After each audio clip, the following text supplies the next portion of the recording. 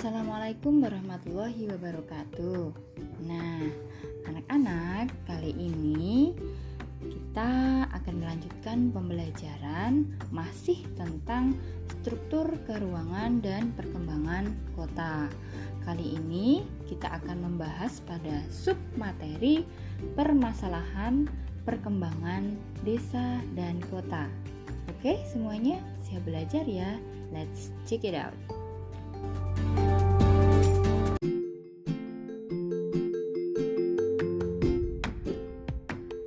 Yang pertama, kita akan membahas tentang permasalahan dan pembangunan desa. Desa merupakan wilayah yang penting bagi kota. Apabila wilayah desa mengalami masalah kaitannya dengan produk pertanian, perkebunan, dan perikanan akan berpengaruh pada wilayah kota. Oleh karena itu, berbagai permasalahan yang ada di desa harus diselesaikan supaya pembangunan desa maupun kota dapat berjalan dengan lancar. Nah, di sini yang pertama sebagai awal kita akan membahas tentang permasalahan yang ada di desa. Permasalahan yang di desa adalah sebagai berikut. Yang pertama, terkait dengan kondisi geografis. Kondisi geografis Indonesia yang berupa kepulauan merupakan potensi sekaligus masalah yang harus dihadapi bersama. Misalnya, distribusi penduduk yang tidak merata menyulitkan proses pembangunan. Kemudian sebagian besar desa yang tertinggal berada di lokasi berbukit dan terpencil seperti pulau-pulau yang jauh dari pusat pemerintahan. Nah, kondisi ini berbeda dengan pulau-pulau besar seperti Pulau Jawa dan Bali. Contohnya Pulau Jawa dan Bali maksudnya di sini ya. Pembangunan di Pulau Jawa dan Bali ini cukup baik dibandingkan dengan pulau-pulau yang lainnya. Hal ini dikarenakan sebagian besar penduduk Indonesia berada di kedua pulau ini, artinya terkonsentrasi di sana ya, sehingga untuk memenuhi kebutuhannya harus dilakukan pembangunan dengan cepat.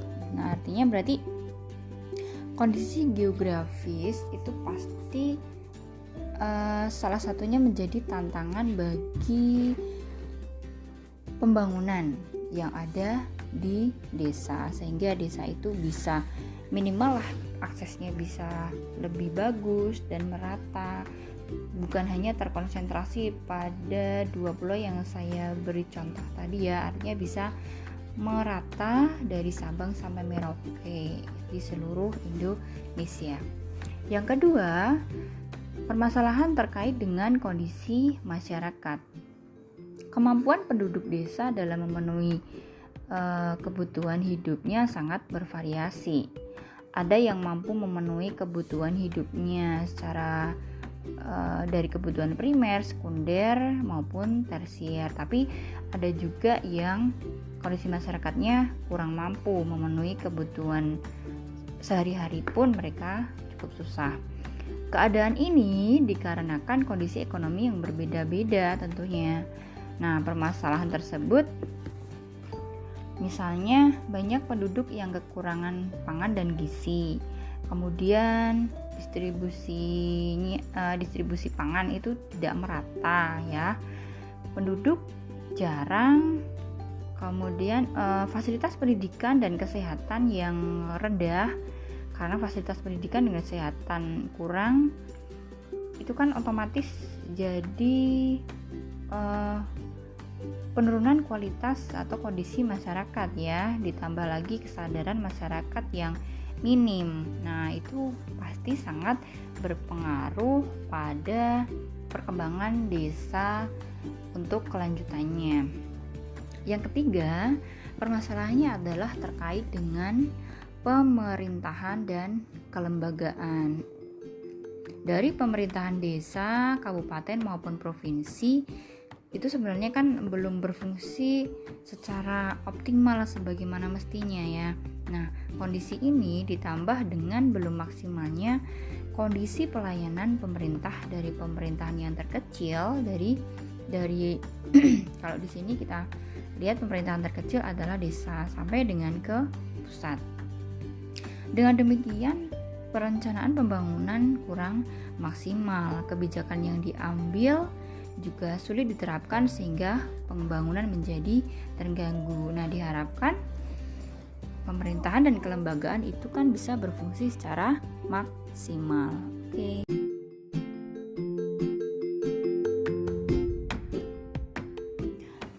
Next, berikutnya kita bahas tentang upaya pembangunan desa.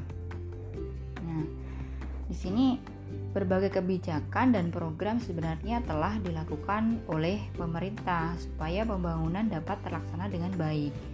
Kebijakan yang dikeluarkan oleh pemerintah juga bermanfaat untuk mengatasi berbagai permasalahan yang ada.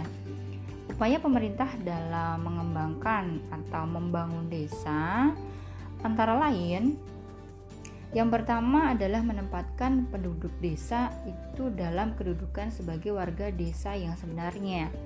Artinya di sini dalam pembangunan tidak membedakan antara penduduk desa dengan penduduk kota.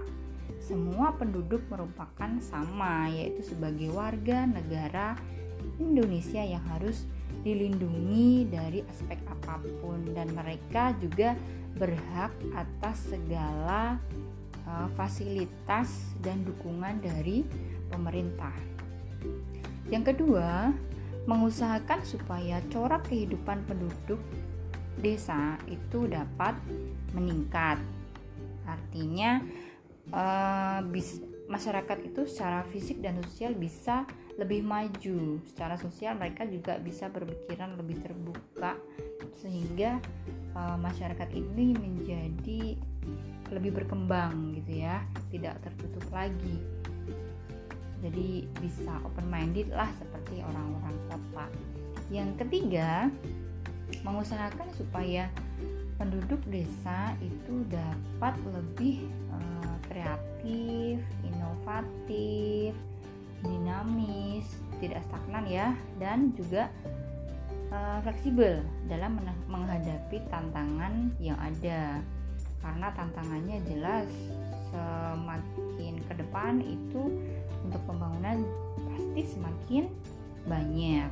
Dengan demikian, penduduk lebih bersemangat dalam melakukan pembangunan. Nah, seperti saya bilang tadi, ketika berpikir itu secara terbuka, pasti masyarakat juga bisa berinovasi. Masyarakat desa maupun kota itu kan punya kesempatan yang sama.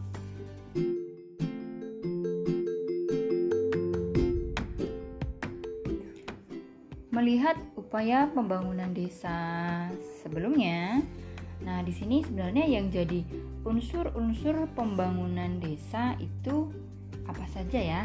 Nah, unsur-unsur yang perlu diperhatikan supaya pembangunan desa berhasil antara lain adalah sebagai berikut. Yang pertama adalah keikutsertaan masyarakat dalam pelaksanaan pembangunan. Jadi harus ikut serta semuanya. Yang kedua, timbulnya gagasan dan ide baru dari masyarakat mengenai kondisi kehidupan yang akan dihadapi di masa datang. Yang ketiga, menggunakan teknologi tepat guna untuk menunjang berbagai kegiatan ekonomi desa. Nah, diharapkan dari unsur-unsur ini ketika berkolaborasi secara baik, maka bisa untuk melakukan upaya pembangunan secara maksimal.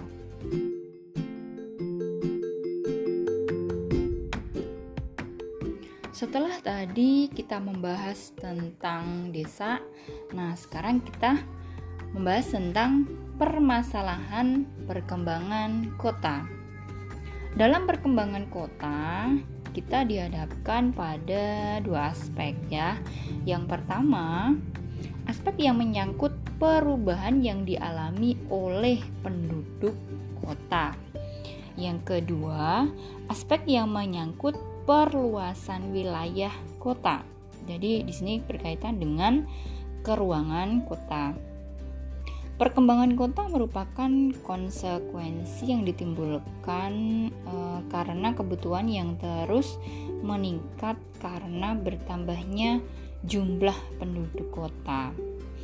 Selain itu, sebab lain adalah kota memiliki kontak secara regional, nasional maupun internasional. Ini jelas. Kontak tersebut menimbulkan gagasan atau ide penduduk kota dalam mengembangkan wilayahnya, terutama adalah tentang tata ruang kota. Sebagai salah satu konsekuensi perkembangan kota, perencanaan pengembangan kota itu juga harus menjadi program utama yang diunggulkan ya. Hal ini perlu diperhatikan mengingat bahwa tingkat urbanisasi itu seringkali menimbulkan permasalahan baik secara fisik maupun bahkan sampai ke sosial ekonomi kota, itu yang utama ya. Hal tersebut dapat diatasi dengan baik jika pembangunan dilakukan dengan tepat.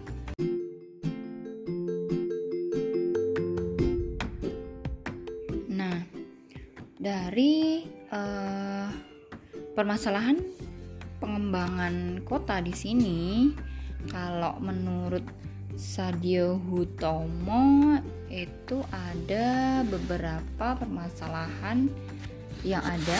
Yang pertama adalah masalah penguasaan tanah. Masalah yang dihadapi dalam perkembangan kota diantaranya terkait dengan penguasaan tanah adalah yang pertama, penyusunan rencana tata ruang wilayah itu tidak atau kurang mempertimbangkan status kepemilikan tanah masyarakat. Apabila hal ini terjadi, maka perencanaan yang telah disusun pastinya akan sulit diterapkan di lapangan. Dampak yang ditimbulkan pembangunan menjadi lambat ya, karena perusahaan pembebasan tanah. Selain itu, dana yang dikeluarkan itu mengalami pembengkakan, pasti jauh lebih besar. Yang kedua, rencana tata ruang tidak diikuti oleh rencana pembangunan dan pengembangan tanah yang dilakukan oleh pemerintah. Nah, akhirnya di sini pembangunan yang dilakukan oleh masyarakat itu berjalan sendiri-sendiri. Kalau berjalan sendiri-sendiri berarti kan semaunya masyarakat sendiri tuh. Nah, hal ini dikarenakan kurangnya perhatian pemerintah sehingga terjadi penyimpangan dalam tata ruang wilayah. Yang ketiga adalah hambatan penyediaan tanah yang tidak sesuai dengan kebutuhan pembangunan. Hambatan tersebut misalnya harga tanah yang terlalu tinggi, kemudian lokasi yang kurang strategis, bisa juga kondisi fisik tanah yang tidak sesuai atau hal yang lainnya ya. Sementara pihak pengembang itu cenderung mencari lahan yang harganya terjangkau. Dia pengennya yang bagus, yang strategis tapi harganya lebih murah. Lahan yang terjangkau di sini maksudnya adalah lahan yang berupa lahan pertanian, terutama di pinggiran kota. Biasanya kan lebih murah tuh. Nah, tapi dalam peruntukannya itu biasanya tidak sesuai dengan rencana tata ruang kota, sehingga bisa menimbulkan permasalahan yang baru.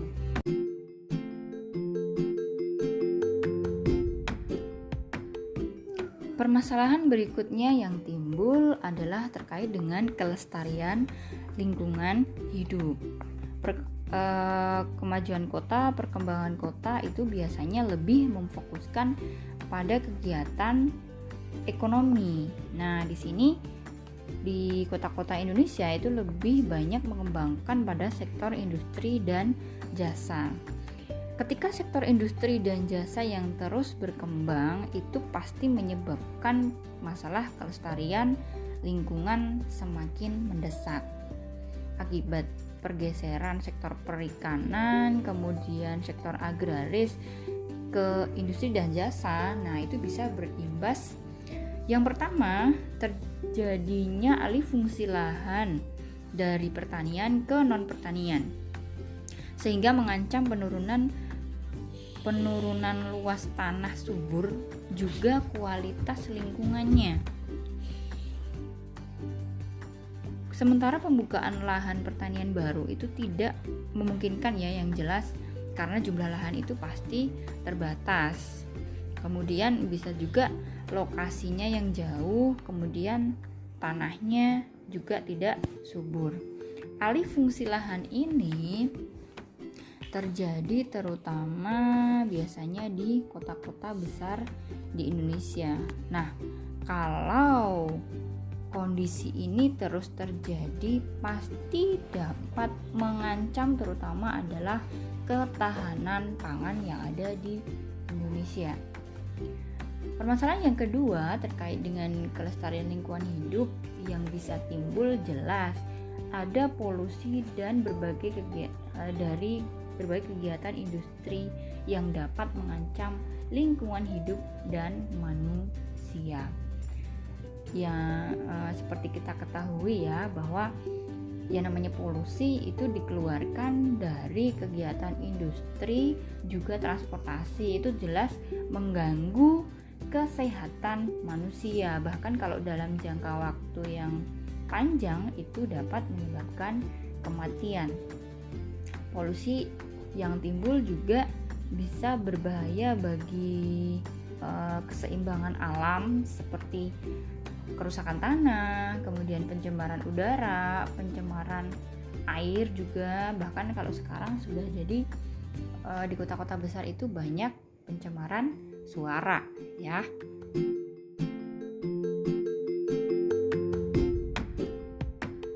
Next, berikutnya adalah tentang permasalahan penyediaan prasarana kota dan wilayah. Penyediaan prasarana kota merupakan terapan dari perencanaan sebenarnya ya. Permasalahan yang dihadapi dalam penyediaan prasarana kota diantaranya ada rencana tata ruang wilayah kota yang belum berfungsi secara optimal sebagai dasar pembangunan dan penataan kota. Banyak pembangunan yang tidak berpedoman pada rencana tata ruang yang telah ditentukan, misalkan prasarana taman atau ruang terbuka hijau, namun dalam kenyataannya ruang tersebut masih digunakan sebagai permukiman ilegal ya. Yang kedua, jumlah prasarana yang dibangun itu tidak sepadan dengan luas dan kualitasnya, sehingga kalau kondisi ini terjadi pasti tidak memadai ya, prasarananya tidak memadai dengan pertumbuhan kebutuhan penduduk. Ada faktor penyebab minimnya jumlah prasarana yang dibangun, yaitu terbatasnya anggaran pembangunan, itu bisa, kemudian pembebasan tanah dan lemahnya perencanaan tata ruang masa depan itu juga bisa. Permasalahan yang lainnya bisa ditimbulkan juga pembangunan prasarana yang terlambat, sementara wilayah perencanaan telah berkembang menjadi bangunan yang tidak sesuai dengan rencana. Intensitas pembangunan tanah di kota lebih cepat dibandingkan pembangunan sarana seperti jalan. Akibatnya pembangunan tidak sesuai dengan rencana dan pada akhirnya pembangunan sarana dipaksakan mengikuti pertumbuhan kota. Yang terakhir, prasarana umum belum dimanfaatkan secara optimal. Prasarana yang telah dibangun belum dimanfaatkan sebagaimana fungsinya oleh masyarakat. Akibatnya prasarana tersebut tidak terawat, kemudian terlihat kumuh ya, dan pembangunan menjadi sia-sia, kan tidak bermanfaat namanya ya. Misalnya contoh nih, ada halte itu kan fungsinya sebagai transportasi umum, tapi ternyata justru untuk menaikkan dan menurunkan penumpang di sembarang tempat. Harusnya kan di tempat itu ya. Oke.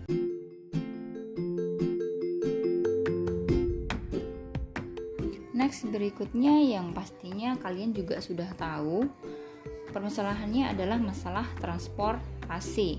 Penyediaan sarana transportasi kota dan wilayah itu berdampak pada permasalahan transportasi. Kondisi ini dapat dilihat bahwa sering terjadi kemacetan di kota-kota besar, kemudian kualitas jalannya menjadi buruk, kemudian kondisi angkutan umum yang tidak standar. Berapa permasalahan terkait dengan transportasi ini yang ada di Indonesia, antara lain yang pertama adalah kemacetan lalu lintas, sehingga kegiatan masyarakat itu jadi terganggu. Yang kedua adalah sistem transportasi yang tidak terintegrasi dengan baik, seperti contohnya trayek transportasi lokal dengan transportasi antar kota gitu ya yang sama. Kemudian penggunaan jalur lambat dan jalur cepat itu tidak sesuai. Kemudian pejalan kaki itu tempatnya trotoarnya juga terganggu dan lain-lain. Berikutnya adalah polusi udara dan suara yang semakin parah. Juga kendaraan umum tidak nyaman, tidak aman, juga sering telat gitu ya, tidak tepat waktu. Kemudian kebijakan yang berpihak pada pengguna kendaraan pribadi sehingga kendaraan umum itu terabaikan. Yang terakhir adalah terkait dengan kualitas jalan yang buruk. Hal ini disebabkan biasanya karena beban kendaraan itu melebihi tonase yang diizinkan. Akibatnya kan beban jalannya itu semakin berat, makanya jalannya juga cepat rusak tuh.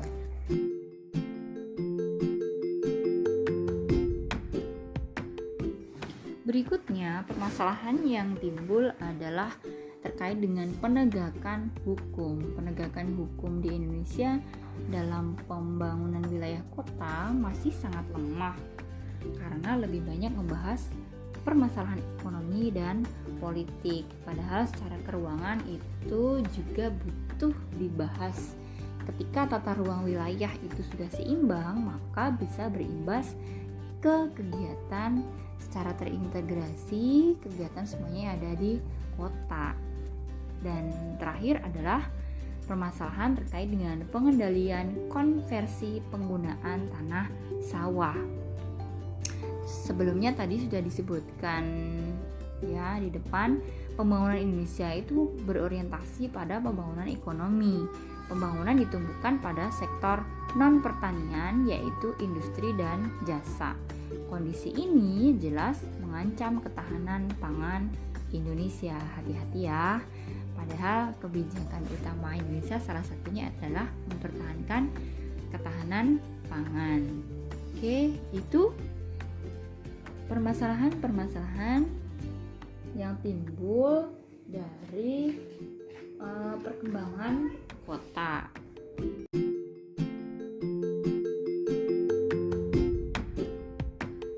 Oke, next. Yang terakhir kita membahas tentang pengaruh perkembangan kota, ya.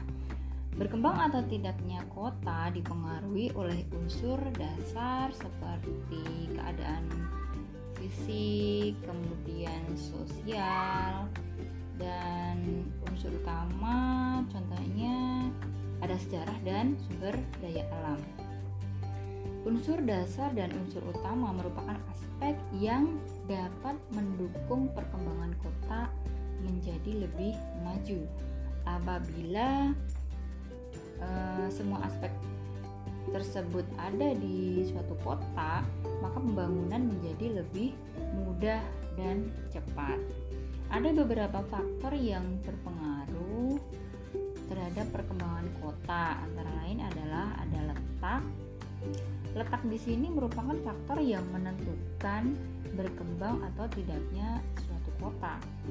Kota yang terletak di antara persimpangan lalu lintas perdagangan dunia itu biasanya memberi pengaruh yang positif terhadap perkembangan kota tersebut. Letak yang mudah dan strategis itu memudahkan kegiatan perekonomian, pemerintahan, kegiatan sosial, dan kegiatan lainnya ya. Kota yang dapat berkembang karena letaknya itu banyak di Indonesia. Di Pulau Jawa aja banyak sekali ya, terutama ibu kota kita Jakarta, kemudian Semarang, Surabaya, kemudian Makassar. Nah itu kan letaknya sangat strategis, berarti punya pelabuhan biasanya dekat dengan laut, kemudian bandar udara, jadi dia bisa diakses dari mana saja. Jika kota-kota tersebut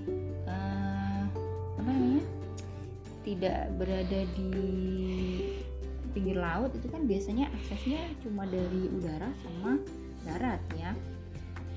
Berkembangnya kota-kota tersebut itu jelas didukung, salah satunya adalah dari lokasi yang dekat dengan laut, artinya bisa punya pelabuhan. Nah kalau sudah punya pelabuhan biasanya bisa jadi pusat kegiatan ekonomi salah satunya. Sedikit demi sedikit adanya pelabuhan itu jelas memberi dampak secara positif.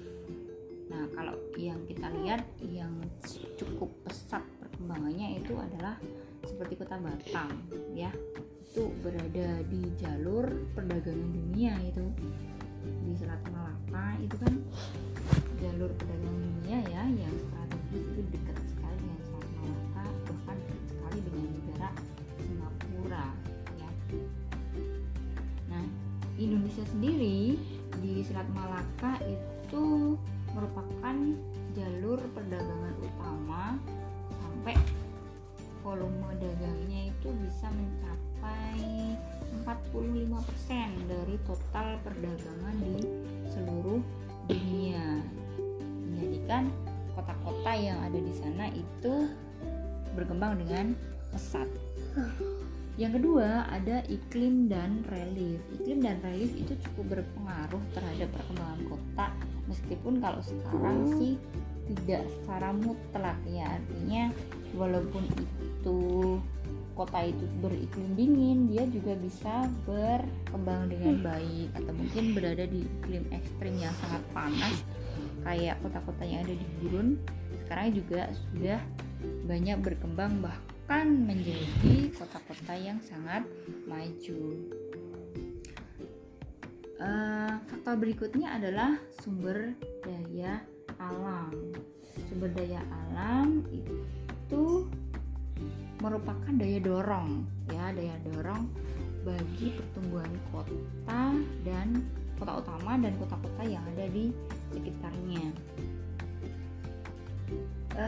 Kalau Indonesia sendiri yang berkembang dari potensi sumber daya alam yang ada itu banyak ya kota-kotanya ya, kayak di Papua itu di Sorong, kemudian di Dumai ya, Balikpapan, itu banyak dipengaruhi karena potensi sumber daya alam yang ada di kota tersebut. Berikutnya adalah potensi sumber daya manusia. Nah, kalau kalian tahu, seperti kalian tahu ya, Indonesia itu punya potensi sumber daya manusia yang cukup besar. Jumlah penduduknya lebih dari 250 juta ya. Nah, itu bisa dijadikan sebagai modal dasar pembangunan. Jadi ketika sumber daya manusianya itu bisa potensial, bisa dimanfaatkan, itu justru bukan menjadi beban, tapi menjadi modal, salah satu modal utama pembangunan. Next, berikutnya adalah faktor teknologi dan informasi. Pastinya perkembangan kota itu tidak akan terpisahkan dari adanya kemajuan teknologi dan informasinya. Yang terakhir adalah fasilitas pendukung. Kota dapat berkembang dengan pesat jika fasilitas pendukung yang tersedia itu sangat baik. Ya, artinya lengkap, kemudian memadai, pasti kota itu berkembang dengan baik. Oke.